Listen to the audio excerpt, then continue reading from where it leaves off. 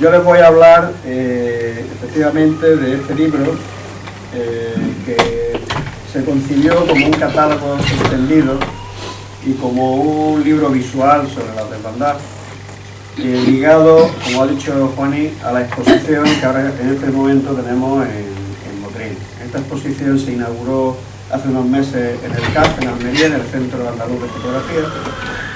Pensábamos que no iba a poder ponerse en Granada porque no hubo ni la Diputación Provincial, ni la Mancomunidad, en fin, ninguna entidad, ni los ayuntamientos pues se interesaron mucho por ella, pero afortunadamente al final pues sí hemos podido traerla a Motril y desde aquí se va a Castellón, después a Cataluña y finalmente ya cada una de las piezas se devolverá a los diferentes museos que nos han dejado. Ahora les hablaré un poco de todo esto.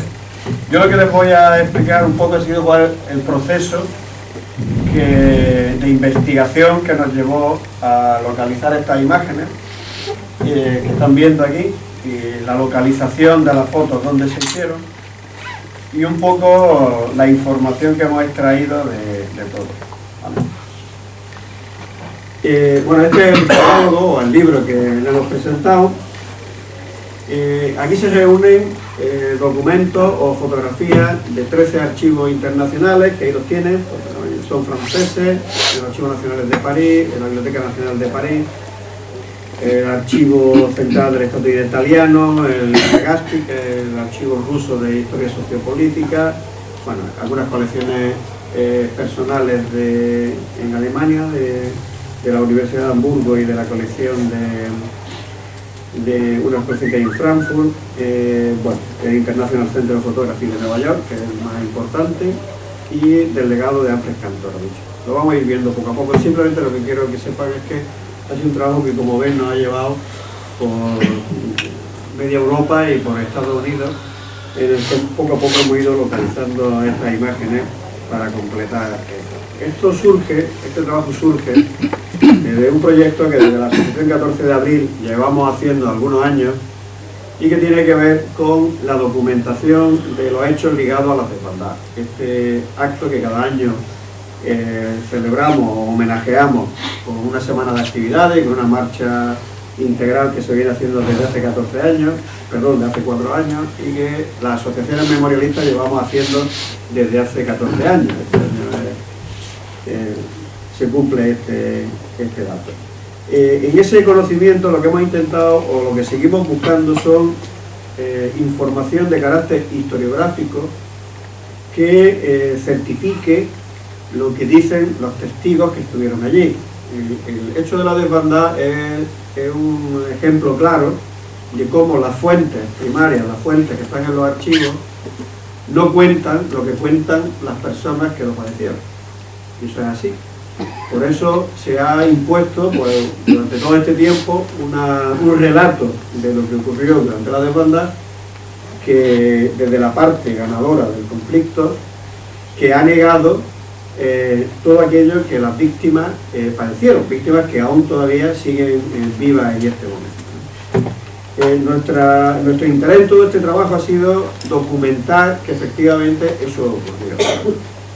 Y eso nos ha llevado a un proceso de investigación en el que intentamos conocer cada vez un poquito más sobre las fuentes que se van abriendo. Porque otro de los grandes problemas es que los archivos se encuentran, algunos muy lejos y otros, aunque están muy cerca, pero están más lejos todavía, porque la dificultad de acceso es enorme, ¿no? Ahora mismo tenemos muchos archivos con dificultades de acceso. El último, el archivo togado militar de Almería, que es la fuente básica de información, donde se encuentran todas las causas que se abrieron contra los combatientes y contra la población civil por el gobierno franquista, y que está en Almería, y que ha habido un cambio de juez, un archivo militar, y el juez actual pues prácticamente lo tiene cerrado, ¿no?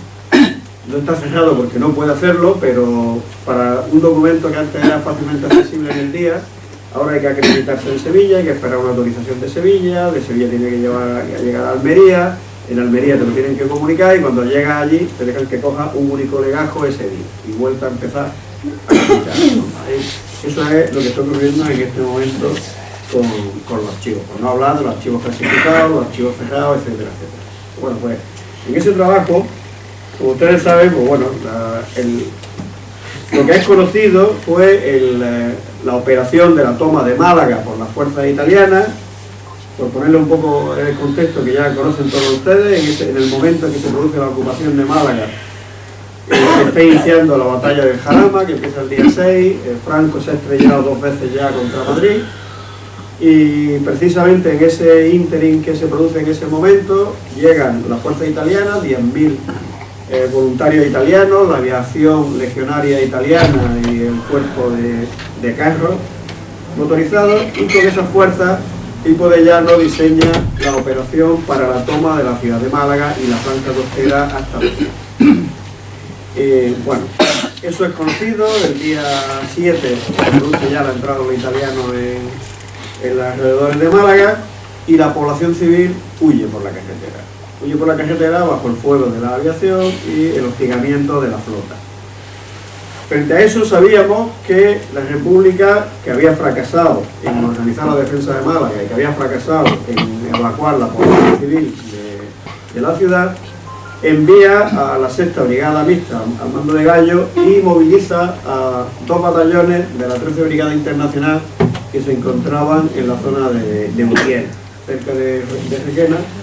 En este caso el batallón Chapayet y el batallón Henri Belemont. El batallón Chapayet, también conocido como el batallón de las 21 Naciones, era un batallón donde se englobaron pues a toda la gente que estaba llegando de la Europa Oriental, desde alemanes, austriacos, polacos, algunos suizos, algunos suecos, finlandeses algunos, ucranianos, es decir, todo lo que era de la Europa del Este se englobó en ese batallón, el Chapayet.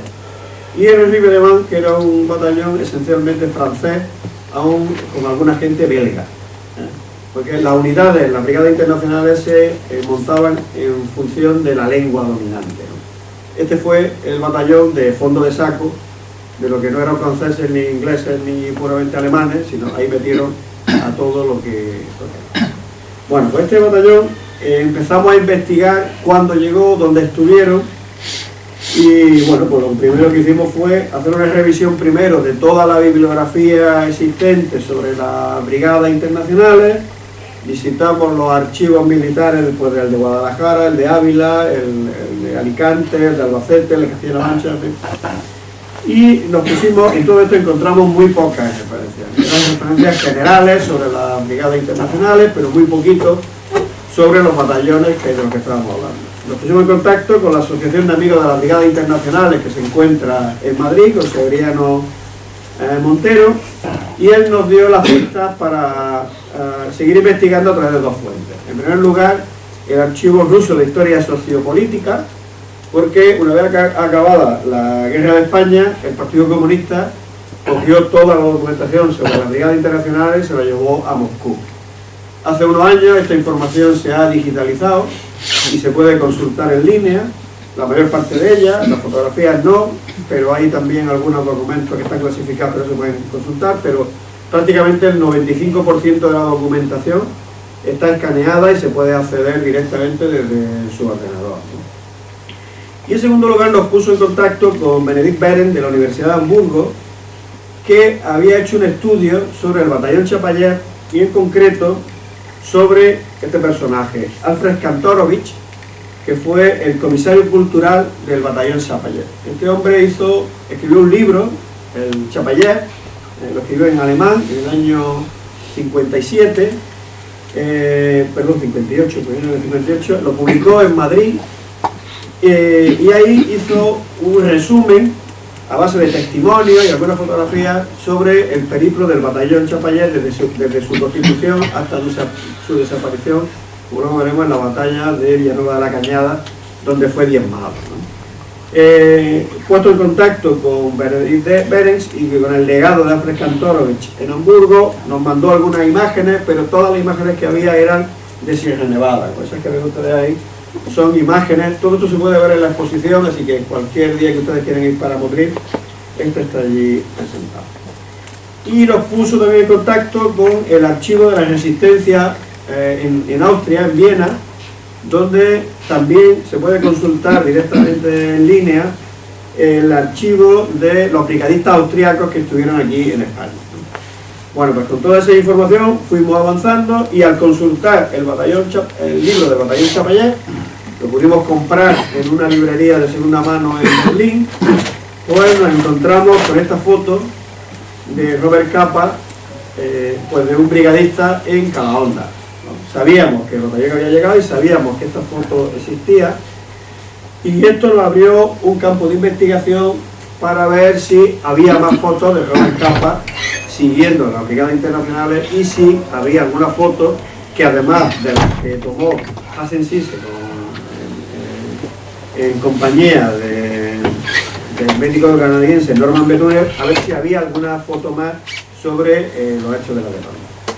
Bueno, pues ahí empezamos de nuevo, a ver todo lo que había sobre Robert Capa y sobre Gerda Taro, y entramos de lleno en la información del International Center of Photography en Nueva York, que tiene toda la información en línea, que va incorporando material día a día, desde que hicimos este libro y desde que hicimos la exposición, por ejemplo, se han incorporado nuevas fotos que ya teníamos en revistas, pero que han ido apareciendo los positivos, ¿no?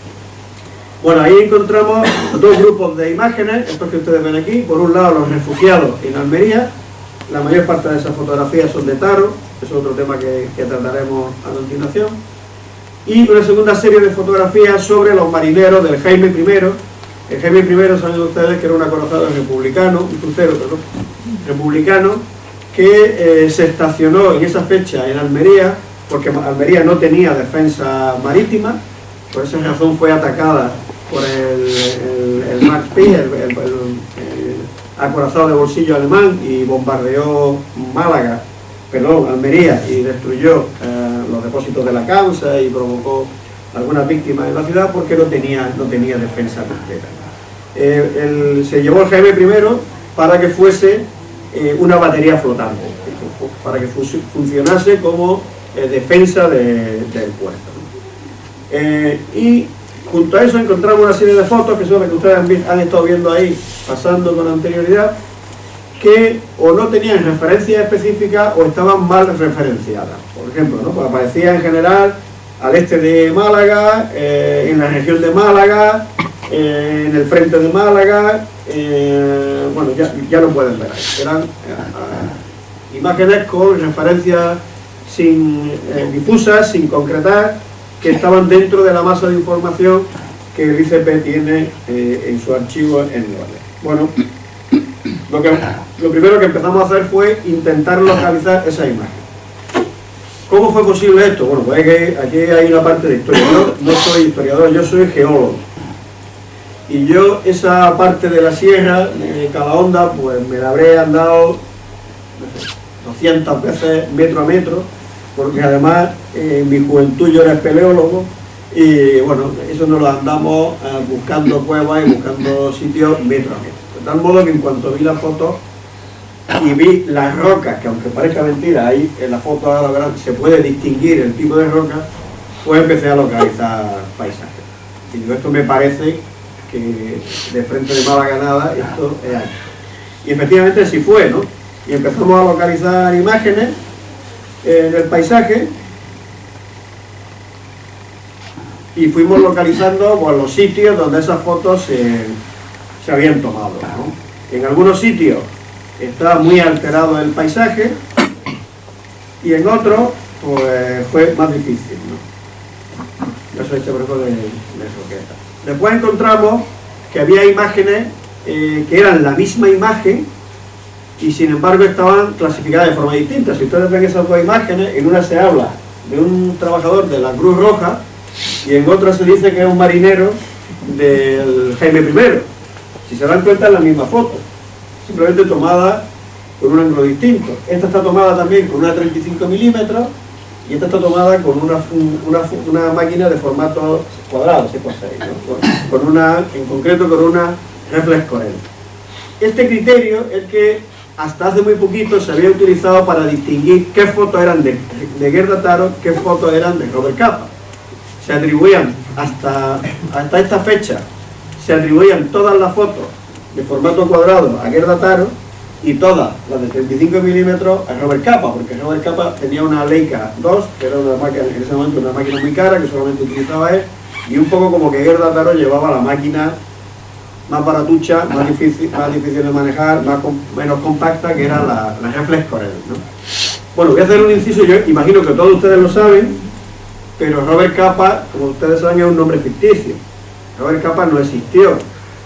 Robert Capa es un nombre comercial que inventan, posiblemente lo inventa Gerda Taro, porque ella trabajaba en Allianz, para vender las fotos que tanto ella y especialmente un húngaro judío, emigrante, refugiado en París, que se llamaba Endro Friedman, pues hacía y que no acababa de colocar.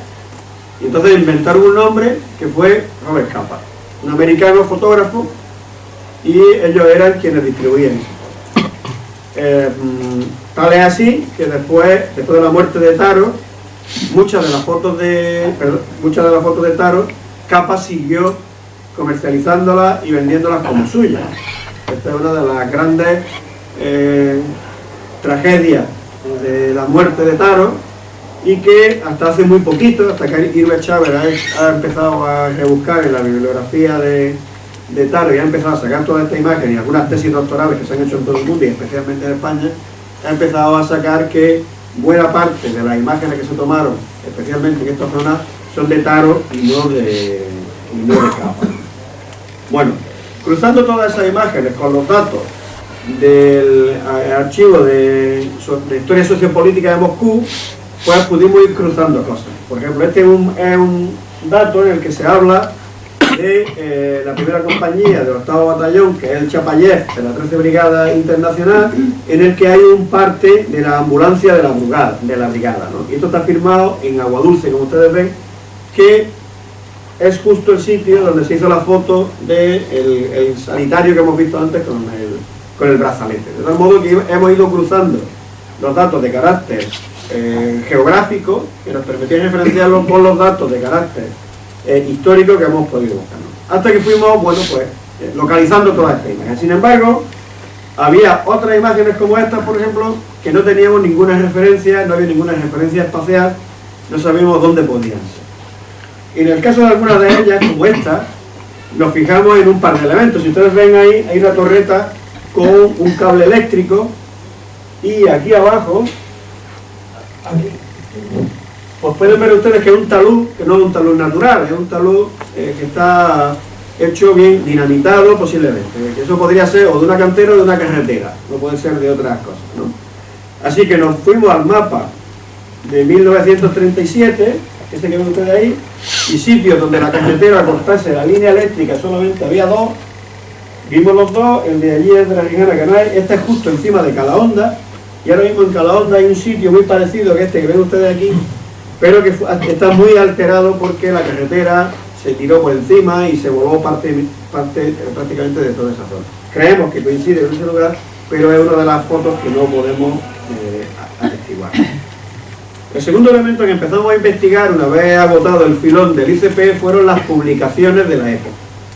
De la serie de la desbandada solamente se publicaron dos artículos, en la revista francesa Regards, en el que se plasma la tragedia de los refugiados en Almería. ¿Qué es lo que ocurre? Capa y Taro llegan a Almería el día 14 posiblemente. Llegan cuando ya ha pasado todo. La gente ya ha llegado, el bombardeo que hace la aviación italiana y alemana de los refugiados en Almería se produce el día 12, de tal modo que cuando ellos llegan prácticamente no se encuentran a nadie ya en la ciudad, se encuentra a los 10.000 refugiados que el gobierno republicano deja en Almería, porque a las casi 200.000 personas más que llegaron la había distribuido ya en todas las poblaciones del entorno, por la zona de Alicante, Elche, hasta Barcelona, ¿no? Toda esa población se había distribuido por toda esa zona. Entonces ellos hacen un reportaje que es el primero, que importante, porque sí había hecho, que firma ya Taro y Capa de forma diferenciada.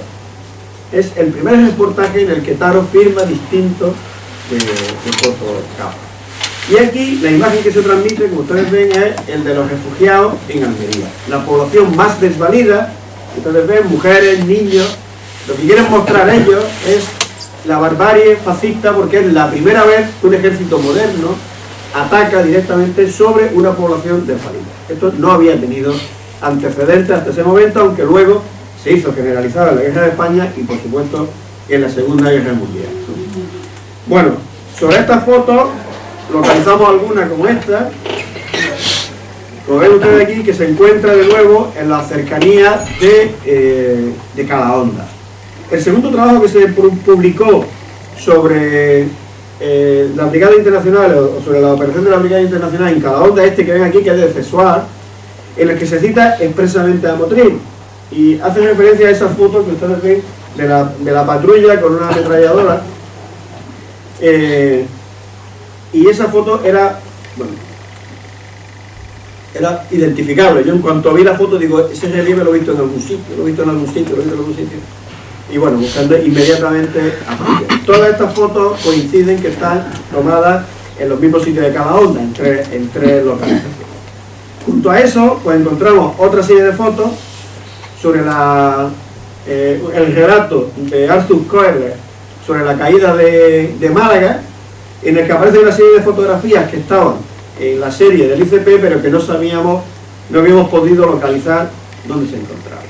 Bueno, algunas de estas fotos pues, se utilizaron incluso para ilustrar el ataque a Carabanchel, etcétera, etcétera. Y, por supuesto, esta foto, que es la foto icónica de la exposición, que es una foto que aparece en la portada del artículo sobre los refugiados, que es una miliciana, ¿no?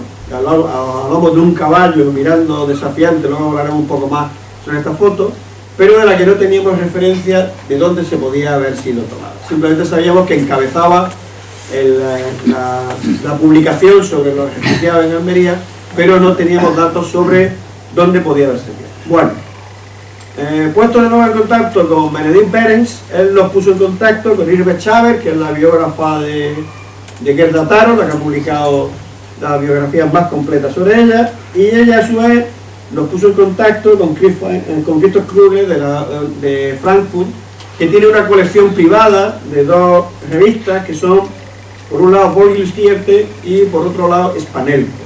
Son dos revistas, una de origen alemán pero publicado en Checoslovaquia y la otra plenamente checoslovaca. Todas estas, Cesuar, Regard, Volksstierte, Spanelco, son revistas pagadas bien por el Partido Comunista Francés, bien por la Comité, con la intención de influir especialmente en el gobierno del Frente Popular en Francia, que como ustedes sabían tuvo una posición ambivalente, por decirlo así, o tibia inicialmente, y lo que pretendía precisamente es que se decantase definitivamente en ayudar a la República, cosa que por supuesto pues no consiguió, ¿no? Bueno, pues con estas imágenes empezamos a investigarlas. Algunas eran claras, como esta que era Calahonda, otras como esta no sabía muy bien de dónde era, pero había un par de elementos que nos permitían seguir en la pista. Por un lado, esa torre que ven ustedes ahí, por otro lado, esa caseta en lo alto de una ladera que se ve en el otro lado, y la fachada de esa casa. Buscamos todas las fotos antiguas de los pueblecitos de la costa entre Calahonda y Almería y localizamos ese mismo elemento, y afortunadamente esa casa todavía existe y está en Casteldeferro, precisamente en la calle Carretera de Málaga, bueno, que todavía hoy se puede ver. Otras imágenes como esta era imposible de localizar porque no teníamos referencia visual. De nuevo, la portada de Volksstierte utilizaba esta imagen que había sido tomada en Almería, y bueno, de nuevo las fotos de la miliciana, esta vez pues, ilustrando la portada de Spanelco, con un texto en checo que muestra muy claramente la utilización propagandística que empieza a hacerse de la fotografía. En el texto checo dice: las mujeres van al frente a ayudar a los soldados, ¿no? ¿Qué es lo que quería decir esta imagen? Esta imagen lo que era una llamada muy clara a que los milicianos volviesen al frente. No olviden ustedes que la caída de Málaga hace que 40.000 personas, 40.000 efectivos del ejército republicano, que habían vuelto enteramente, habían abandonado los frentes directamente. Esto era una llamada diciéndole el trabajo que tenían que estar haciendo los hombres lo estamos haciendo las mujeres. Era una llamada muy clara a que la gente volviese a encuadrarse en las divisiones. Bueno, junto a esto, otras imágenes como esta, que fue tomada en Almería, aparecieron con este texto ilustrando, por ejemplo, el bombardeo de Guernica. ¿Qué quiero decir con esto? Las imágenes que se tomaron por Capa y Taro en Calahonda y en la costa de Granada pasaron inadvertidas porque se utilizaron para ilustrar otros frentes, entre ellos el de Guernica, también el de Córdoba, etcétera, etcétera. ¿Por qué? Porque el suceso de la desbandada no le interesó difundirlo a ninguno de los dos bandos. Por supuesto, al ejército franquista no le interesó porque hizo una masacre en la carretera, pero tampoco a la República, porque la República había acumulado muchísimos errores en la defensa de Málaga, había dejado a la población desprotegida y se había iniciado, de que nos hablará mañana en Motril, la archivera de la Fundación Negrín, había iniciado una causa contra los defensores de Málaga para aclarar las responsabilidades que se habían cometido allí. Y allí salía muy mal parado todo el escalafón de mando, no solo el militar, sino también el político, porque nadie se había hecho cargo de la defensa de la ciudad y de la evacuación, y el mismo día 7 habían abandonado la ciudad, dejando la ciudad totalmente desamparada. Entonces, como ninguno de los dos bandos quiso darle difusión a esto, estas imágenes de Capa y Taro pasaron desapercibidas, y lo que hizo Capa posteriormente fue vender las imágenes para ilustrar otros frentes de España donde ellos no habían ido. Bueno, pues siguiendo la investigación, finalmente encontramos a esta chica que había hecho una tesis doctoral, Lorna Beatriz Arroyo, sobre Taro. Y esta mujer nos abrió una pista nueva, y es que nos comentó que existía una publicación que había hecho como en el 70 aniversario de la Guerra Civil la Universidad de Alicante, en el que había recogido las fotografías existentes de Capa y Taro en Nueva York como en París, y habían hecho una publicación con alguna imagen, y que en algunas de ellas aparecía una serie de fotografías que era el frente de Málaga. Este libro, por supuesto, estaba agotado, nos costó nuestro trabajo localizarlo, pero finalmente lo encontramos, y ahí empezamos a ver que efectivamente estaba la serie de fotografías de Calahonda, que son estas que ven aquí, que pudimos reconocer inmediatamente, pero nos permitió examinar otras cosas. Se ve tan mal porque estos son contactos. Es decir, esto era un libro, los cuadernos de guerra, que eran un blog, así, un blog de estos que utilizan los niños en el colegio, donde tenían contacto. El contacto era el negativo directamente positivado, por ese tamaño, que lo tenían recortado y pegado, y que lo utilizaban como muestrario a las diferentes revistas que querían comprar fotos. De tal modo que esta foto que ustedes están viendo aquí es una cosita así, es una cosita de 2 centímetros por 3 centímetros, ¿no? Bueno, pues examinando estas fotos empezamos a ver algunas cosas. Por ejemplo, esta foto que no sabíamos de dónde era, pero que aparecía en la misma serie, hay dos elementos. Por un lado, ese guardarruedas que ven en la esquina y el disparo en la fachada, junto a esa, que están presentes en la otra foto. Si ustedes ven esa esquina y la puerta que se ve detrás, ven que es exactamente la esquina de esa casa. Pero además esta foto nos dio dos pistas nuevas. Teníamos otras dos fotos de un grupo de soldados durmiendo que no sabíamos dónde se habían hecho, pero que si ven esta imagen, ven que son los soldados que se ven en el fondo durmiendo en la fachada. De tal modo que estas imágenes que se habían publicado ilustrando el relato de Arthur Koestler sobre la caída de Málaga, y que en el texto aparecía como soldados defendiendo en las afueras de Málaga, realmente se habían tomado en Calahonda. Lo mismo pasaba con esta serie de fotos de una patrulla en la que no identificábamos los elementos, y en este caso, ya ubicado el sitio donde se hicieron las fotos en Calahonda, que es un paraje conocido como la Olla del Barco, que desgraciadamente ahora mismo está parcialmente destruido porque estaba pegando a la autovía, y como consecuencia de un deslizamiento han hecho unas obras de ensanchamiento encima de Calahonda y han destruido parte de ese paraje. Pero incluso ese árbol que ven ustedes ahí, no se señala, pero si ven el tronco allí doblado, es todavía en el sitio donde estamos ahora mismo, se puede ver. Esa foto se utilizó para documentar el frente de Aragón, por ejemplo, y fue tomada en Calavera. Aparece también una foto de la miliciana, la que le seguíamos la pista, pero de nuevo sin referencias que nos pudieran indicar dónde era. Y seguíamos con la duda de esta foto tan impresionante que hay ahí, dónde se había hecho. Una de las cosas que hicimos cuando empezamos la investigación fue escribir un correo a todas las asociaciones de amigos de las brigadas internacionales, de descendientes de exiliados republicanos en Europa, etcétera, etcétera, pidiéndole ayuda por si tenían algo.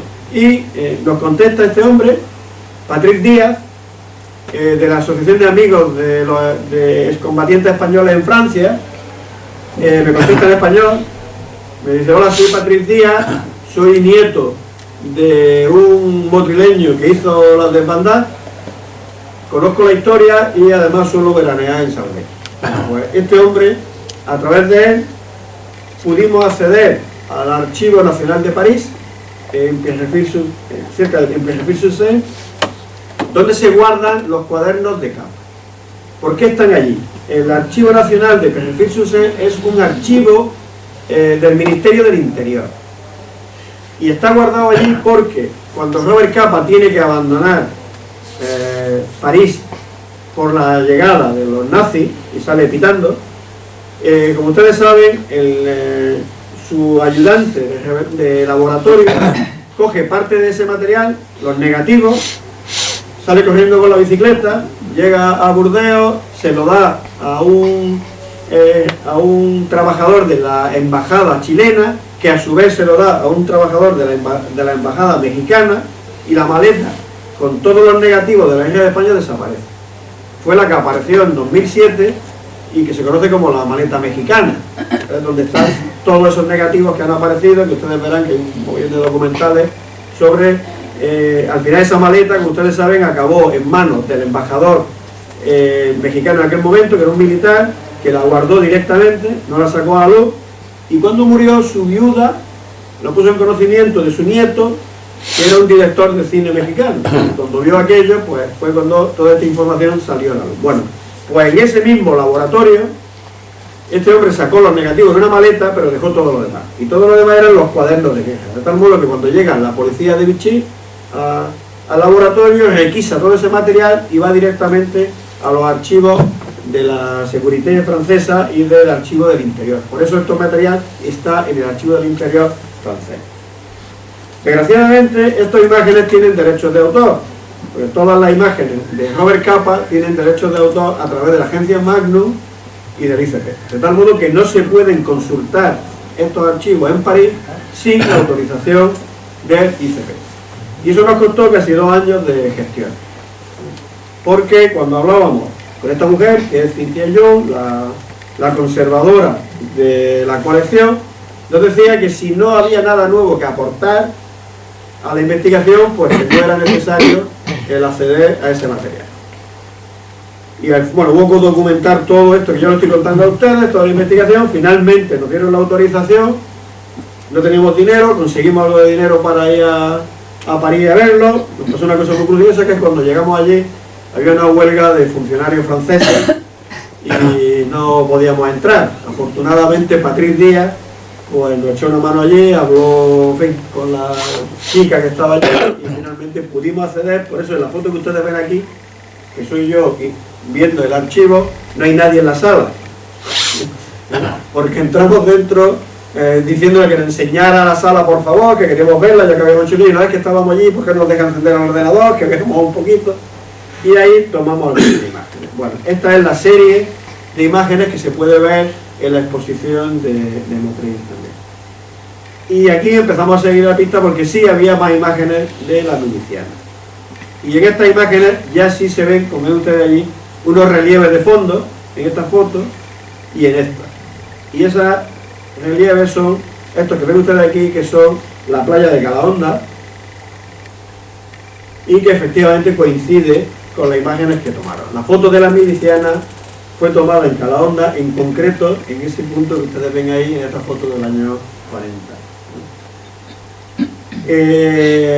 Ahora estamos con la segunda parte, que es saber quién es esa mujer. Y creemos que estamos muy cerca de saber que... bueno, pues esta es la serie de imágenes que tomaron.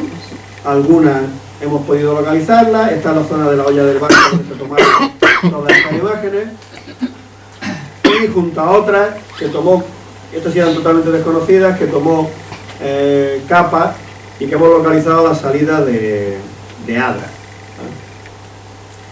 Junto con otra, esta foto que es del cuartel de milicia en Almería y que es el actual Colegio La Salle, pero ahora mismo está dentro de la trama urbana, y algunos refugios como este, el refugio Lenin, que es uno de los refugios que actualmente se puede visitar en Almería. Bueno, después tenemos otra serie de imágenes que no hemos localizado todavía, que sabemos que están hechas en Almería ciudad y que ahora mismo le estamos siguiendo la pista. Algunas de estas y otras como esta.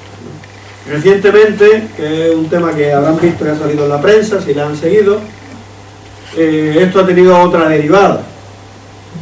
Siguiendo algunas de estas imágenes, aparecían con un pie, un texto mecanografiado que parecía un texto literario. En concreto, la foto del miliciano, esta que hemos puesto al principio, en Calahonda con los prismáticos, pues tiene un texto debajo en el que habla de Robert Jordan. Y claro, Robert Jordan es un nombre americano y aquí no hubo ningún americano. Hubo un americano luego en el 38 en el asalto al fuerte de Carchuna, pero no en esta operación. Yo me volví loco buscando las bases de datos de los brigadistas a ver quién era Robert Jordan y no encontraba nada, hasta que puse en Google Robert Jordan, Robert Capa, y me salió que Robert Jordan es el protagonista de Por quién doblan las campanas. Seguí investigando y efectivamente esa foto con ese texto resulta que fue utilizada para un reportaje que Robert Capa hace sobre Hemingway. Robert Capa y Hemingway eran muy amigos, se conocieron en Madrid y al parecer Hemingway utilizó las imágenes de Robert Capa para ambientar la película que luego la Paramount basó en su novela. De tal modo que esos textos que aparecen debajo son imágenes que seleccionó Hemingway para, con textos de su obra, para que en la película intentase reproducir esos paisajes, ¿no? Y de hecho, en el artículo este que está publicado en el Independiente, salió hace 4 o 5 días, podrán ustedes ver, porque me he dedicado a mirar la película y a recortar imágenes, y verán ustedes que las imágenes coinciden perfectamente con las fotos que hay aquí. Lo curioso del tema es que cuando Robert Capa, para ilustrar el reportaje que hace en Live sobre la película, le pide a Hemingway que elija fotos para cada uno de los personajes, la foto que elige para María, que es la protagonista de la película, la chica, la miliciana, elige la miliciana de Calahonda. Live, en el reportaje de Live, la foto que Hemingway elige de la colección para que represente la imagen que él tiene de la miliciana de la película es precisamente la chica de Calahonda. Bueno, y esto es lo que yo quería contarles. Robert Capa y Gerda Taro estuvieron aquí, vinieron a documentar la caída de Málaga y la crisis humanitaria. Robert Capa no era un personaje frívolo que vino aquí, aventurero, que vino a hacer fotos porque le amaba el riesgo. Las fotos de ambos, y que se pueden ver en Motril, muestran claramente una actitud militante. No hay que olvidar que Robert Capa estaba en París, refugiado, era un judío húngaro que tiene que huir de Hungría porque está siendo perseguido. Y Gerda Poroil era militante del Partido Comunista. Era alemana, judía, que tiene que huir de Alemania, llega a París y después se involucra directamente en la guerra, hasta tal punto que muere en Brunete. Como ustedes saben, ella muere en julio, esta foto la hace en febrero, aplastada por un tanque republicano en un accidente, y Capa estaba en París. Capa se había vuelto a París y ella se queda aquí en el Congreso de Intelectuales a favor de la República, se queda en Madrid documentando el frente de Madrid y por eso muere en la batalla de Brunete. Tenía una actitud claramente militante. Ellos vienen a luchar contra el fascismo con lo que pueden hacer, que es a través de la fotografía intentando influir en los medios de comunicación. Hay que decir que finalmente que la muerte de los tres es trágica, ¿no? Taro muere en Brunete en julio, en el 54, si no recuerdo mal, muere Capa en Vietnam, quitando una mina, y el tercero de ellos, Chin Seymour, muere en Egipto tiroteado, ¿no? Es decir, que los tres que estuvieron en la guerra de España, en los años 50, mueren todos ellos, ¿no? Bueno, y finalmente creo que termino con este dibujito del roto que creo que es interesante, ¿no? Que tiene mucho que ver con lo que estamos viendo ahora mismo y la combinación de todo lo ocurrido, y eso de que distinguir entre el bien y el mal es discriminatorio, ¿verdad? Esa idea de los dos bandos que sigue repitiéndose machaconamente y que sigue siendo parte del discurso historiográfico del franquismo, ¿no? Es claro que lo que ocurrió aquí, en la carretera de Málaga a Almería, fue la huida de una población masiva, más de 100.000 personas huyendo del terror que venía detrás, de un ejército que venía a esquilmar a la población como si fue, y alguna prueba de ello fueron los 4.000 fusilamientos que hubo en los meses posteriores en Málaga a cargo de Arias Navarro.